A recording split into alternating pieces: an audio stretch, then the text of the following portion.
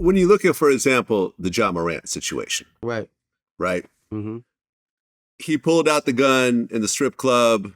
He ended up losing like $39 million, essentially, over that fiasco, only for 2 months later to essentially do the same thing. Right. But when you talk about friends and affiliates, right? And, there's a debate over whose fault it is. I mean, clearly it's Ja's fault because he pulled out his own gun. But his friend who's sitting there FaceTiming, and not FaceTiming, going on IG Live in the car with a person who's worth $100 million, like to me is incomprehensible. Like I couldn't think about, any of my business associates or people with money and status to pull out a phone around them and start going on IG Live. Like that's not even a thought in my head, but that's exactly what happened. And now John Morant's, future in the NBA is unknown. I mean, Adam Silver even said, we're not sure what's going to happen right now. Right. He may be sitting out an entire season. He may be even kicked out of the NBA. I mean, you don't know. I mean, Gilbert Arenas ultimately got kicked out of the NBA over a similar gun situation. Right. When you look at situations like this, when you look at just being around your friends from your neighborhood and you love that energy and they all look up to you and it's always a party and you're the one with the money and everyone's pulling out phones and popping bottles. And then when the shoe drops and something goes wrong, ultimately only one person pays the price for this. Right. Right. I mean, it's super sad to see what happens to some of these guys because there's this level of unknown, right, where you don't know no better. You know what I mean? Because they have, I don't know, maybe. All right, so on one end of things, you got people like G Herbo and Lil Durk and guys who really was from the mud and really from that. And when they make it, they have to start to pull themselves away from that life, and their friends know that life all too well and know how tragic that it could end, that if they do have a gun around, it's for safety. Or if they do, like, they're monitoring their movement, right? But when you have somebody who's influenced by that life, but isn't from that life, they have this level of them that's like, oh, this is cool. This is what you do once you get money. You go get a gun, you get some friends who are the tough guys. We go get a bunch of nice cars and all of that. And it's really all peacock feathers for what they think is going to attract the women that are on IG with their ass out. Because that's what all this is for. You know what I mean? You want to be tough so girls like you. You don't want to be the nerdy kid who played basketball who ended up with 200 plus million. You don't want to be that guy. You want to be Lil Durk, the guy who everybody looks at as tough. You know what I mean? And it's sad, but like that's what the culture feels like today. Oh, I like real niggas. I want a killer. I want this. I want that. I want 21 Savage, right? So you got a guy who bust his ass, who is a star. You know what I mean? Ja Morant is a star, period, point blank. But he's so influenced by a culture that's full of, guns, drugs, and ass shaking, that these are the guys that you end up looking up to, and these are the females that you want to spend your time with. And as a result, you get caught in the crossfire. Cause you know what I mean? And you gotta have people around you who love you, bro. Period. I mean, look, he's jamming out to NBA Youngboy, right? He's jamming out to NBA Youngboy. He pulls his pistol out. And the ironic part about all this is that his friend whose IG Live has 115 people watching. 115 people probably cost your man $115 million. Exactly. 115 people. Like, that's damn near, like, you're almost FaceTiming at that point. There's so few people that are watching. Like, ain't nobody really on there. You know what I mean? Right. Like, it's not like you got millions of people watching. You got 100 people watching, and one of them happened to record it. Right. Right? Which makes sense because, oh, shit, Ja Morant's on the live. Of course I'm going to press the record button. Right. Oh, that looks like a gun. All right, let me post this and get a whole bunch of likes. And then next thing you know, it goes up the ladder to the head of the NBA. Right. And that's the saddest part about this all, right? The fact that, you know, whoever posted that video or the people who are behind these videos and stuff these days, like the length they're willing to go to maybe get pennies on the dollar or just simply likes or follows. No, it's not even pennies on the dollar. It's simply likes. Yeah. There's no money involved in reposting IG Live. Yeah, they're literally down to sever your career. They're down to sever your life. Like, you know what I mean? They're down to completely cut your lifeline off. You know what I mean? So you have to protect yourself even more than you did from the beginning.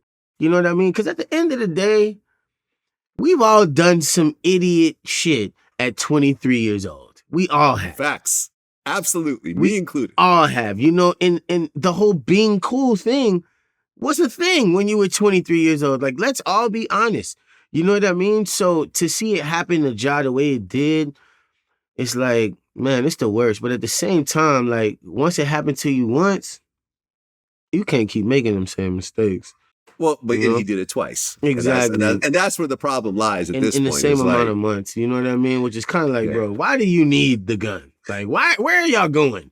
You know what I mean? Why you know, and I haven't even seen these videos. Like I said, I kind of try to stay out of the media situations and take things for face value. But literally, if I scroll through my Instagram right now, everybody's making fun of Ja Morant. Like, it's, you know, but this shit ain't funny, man. It's sad. You know, we need to be having some classes. You know, some people need to be putting this together. You know what I mean? Like, if you ask me, the P. Diddy's of the world and people who have been celebrities through all of these different phases, you would think that they would have support groups damn near by now. You know what I mean? Like, really letting people know, hey, this is what it is. Like Jamie Foxx, that's why I love that guy. Such a stand-up guy. I remember, you know, being at his crib with, you know, me, Chris Brown, just a few of us, you know what I mean? And he just really preaching to us like, bro, like, I understand that y'all got to separate from what you knew at one point in time, you know? So this is a safe place for y'all to be. You know what I mean? If you ever need anything, like, come to me first, you know?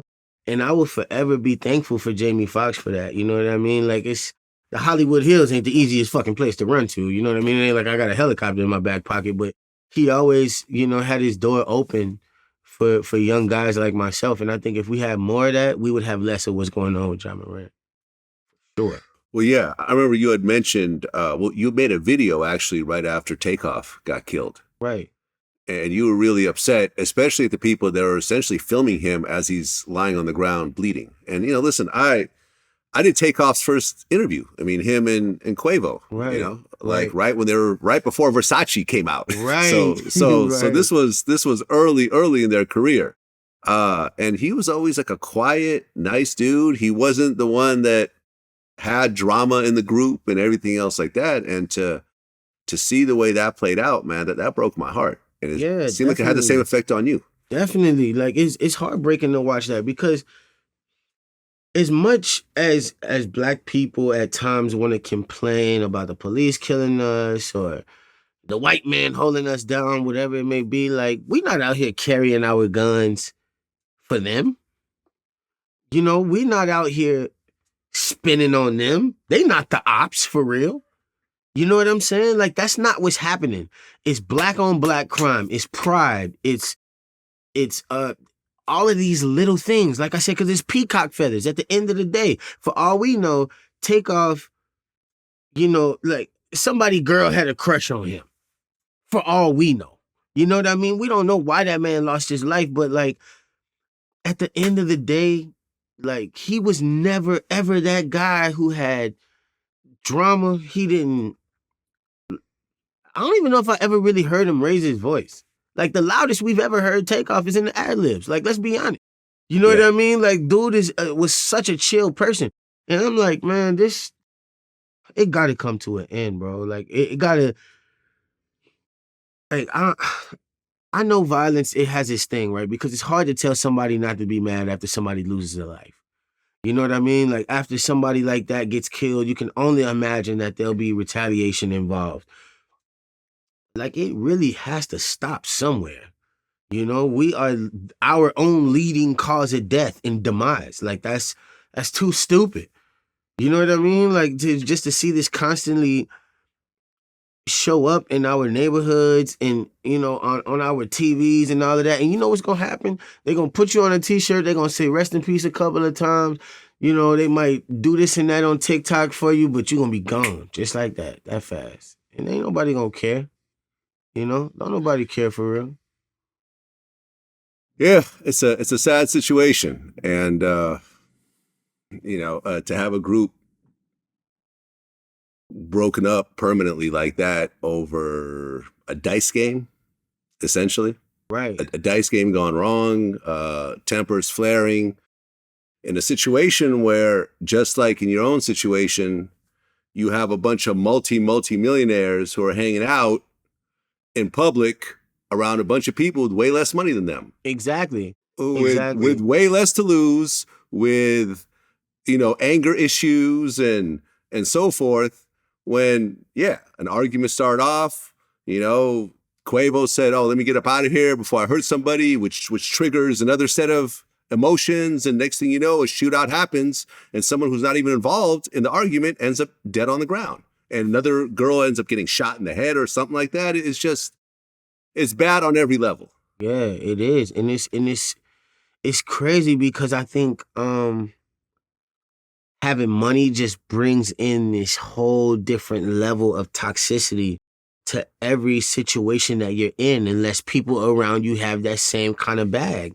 Because they're going to assume that you're trying to shit on them because you have the bag.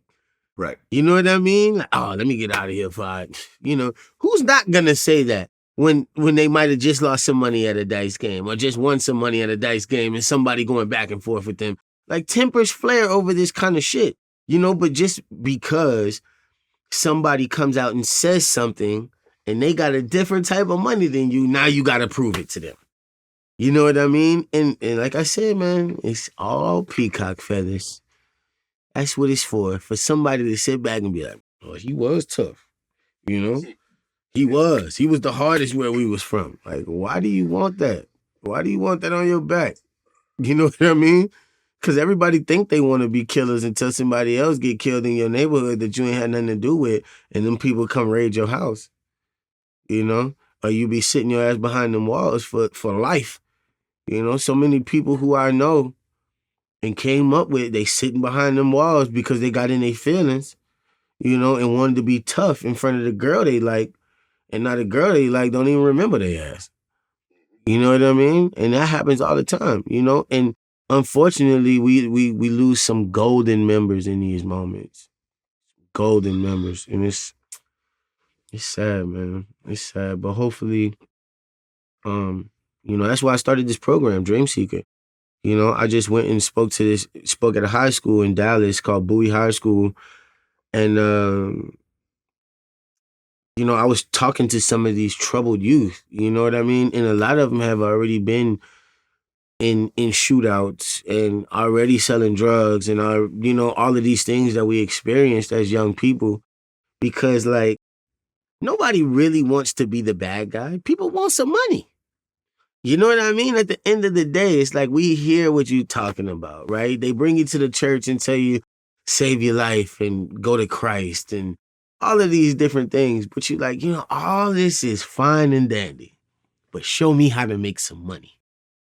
So I said, instead of just doing this over-the-counter acting class that's only going to help 1% at best, let me go teach my people how to fish and let me teach them how to actually make movies.